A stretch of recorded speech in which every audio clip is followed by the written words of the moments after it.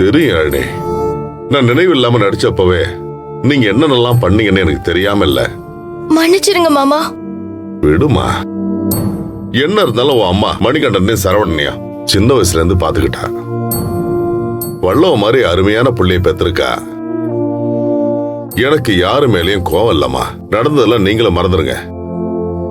அமுதா, அதான் அப்பாவே சொல்லிட்டார்ல, கண்ணை தொடச்சுக்கோ. கபிலன், ப்ளீஸ் கபிலன், நீங்க தானே எப்பவுமே சொல்லுவீங்க அமுதாக்கு பாவம் எதுவுமே தெரியாதுன்னு. இதெல்லாம் அவ ஏதோ தெரியாம தான் பண்ணிருக்கா. அவளை மன்னிச்சிருங்க கபிலன்.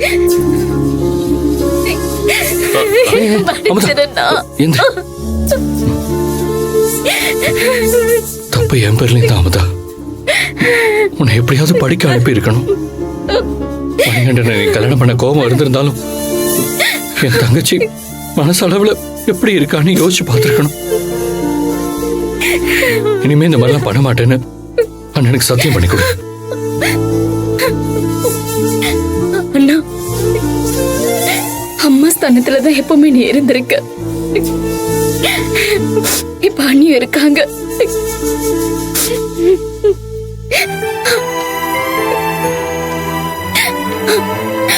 ரெண்டு பேர் மேல சத்தியம் பண்ணி சொல்றேன், இனிமே அம்மா அப்பா எல்லாமே நீங்க தான்.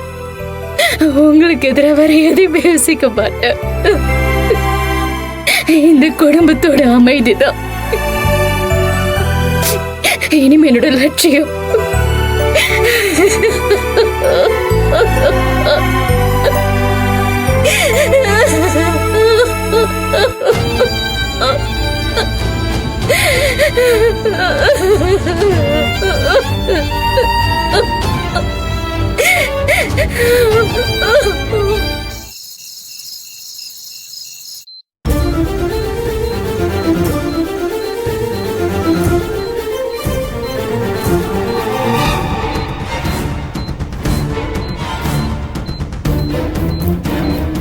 சரவணா, உனக்கு போட்டு பெயின் கில்லருக்கு நீ நேரம் தூங்கி இருக்கணுமே. இன்னும் ஏன் தூங்காம இருக்க சரவணா? எப்படி மணிகண்டா தூக்கம் வரும்? என்ன நம்பி ஆபீஸ்ல ஒரு பொறுப்பு கொடுத்தாங்க. அதை என்னால சரியா பண்ண முடியாம போனது மட்டும் இல்லாம இப்ப 5 கோடி ரூபாயை கையாடல் பண்ணிட்டுன்னு என் மேல பழி வேற இருக்கு. எல்லாத்துக்கும் அந்த ஸ்டெல்லா தான் காரணம். அவ மட்டும் என் கையில கிடைச்சா. எனக்கு என்னமோ உன் மேல விழுந்த திருட்டு பழிக்கு ஸ்டெல்லா மட்டும் தான் காரணம்னு எனக்கு தோணலடா. வேற யார் காரணம்னு நினைக்கிற? வேற யாரு? நீ எப்பவும் தலையில தூக்கி வச்சுட்டு திரியிறியே புனிதா, அவதான் காரணம்.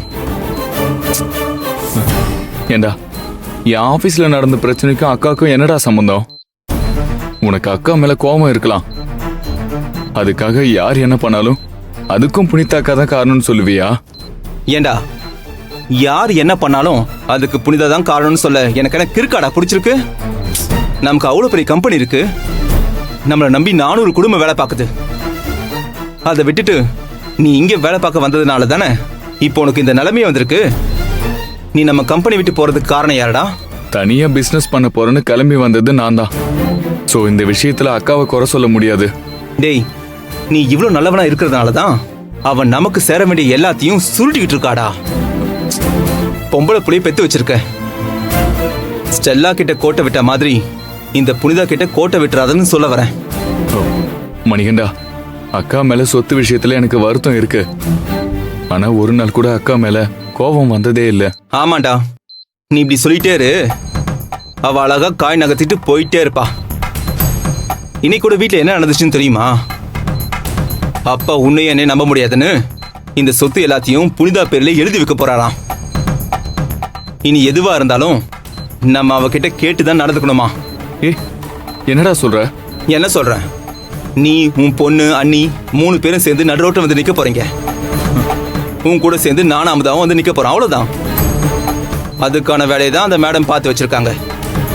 அக்கா என்ன பண்ணாங்க?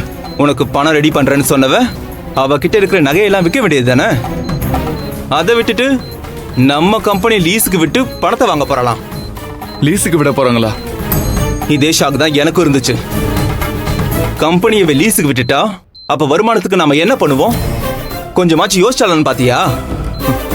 அவகிட்ட இருக்க வேண்டியதெல்லாம் பத்திரமா வச்சுக்கணுமா? நமக்கானதை மட்டும் லீஸுக்கு விடுவாளாம். இதெல்லாம் என்னடா நியாயம்? ஐயோ, அவ இவ்ளோ பண்ணும்போது இங்க ஒருத்தன் அக்கா அக்கான்னு சொல்லுவானா? ஏன்டா அப்படி இருக்க? டேய் என்னடா சொல்ற? அக்காவை எப்படிலாம் சொன்னாங்க? டேய், நீ என்ன நம்ப மாட்டேன்னு எனக்கு நல்லா தெரியும்டா. உனக்கு சந்தேகம் இருந்தா பேசாம அன்னைக்கு கால் பண்ணி கேளு. 5 கோடி ரூபாவை பிச்சை போடுற மாதிரி போடுவாளாம். அதுக்கு நீ நன்றியா இருக்கணும்னு வேற நினைப்ப. டேய் வேற என்னடா பண்ண சொல்ற? புனிதா இருந்தானா நமக்கு எப்பவுமே தொல்லைதான்.